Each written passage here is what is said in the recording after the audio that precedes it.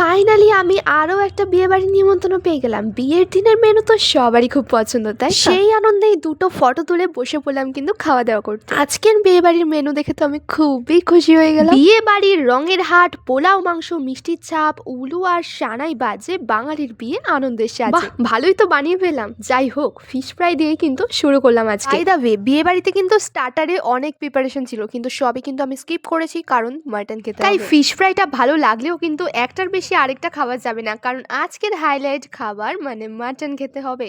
তো যাই হোক, তারপরে আমি নিয়ে নিয়েছি ভাত, সাথে গরম গরম ভেজ ডাল আর ঝুরঝুরে আলু ভাজা, আর তার সাথে গন্ধরাজ লেবু।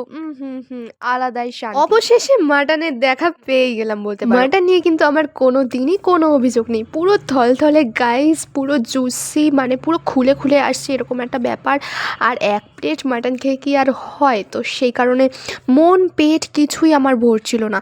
তো সেই কারণে আমি নারকেল পিসটা চুষে ভালো করে আরও এক প্লেট নিয়ে নিয়েছি মাটন। তবে আজকে কিন্তু আমি লেমন কাতলা বলে যে মাছের প্রিপারেশনটা ছিল ওটা আমি স্কিপ করেছি, কারণ পেটে কিন্তু আমার বেশি জায়গা নেই। কোনো জিনিস আসছে আসছে ভালো লাগছে, কিন্তু যখন চলে আসে তখন আর ভালো লাগে না।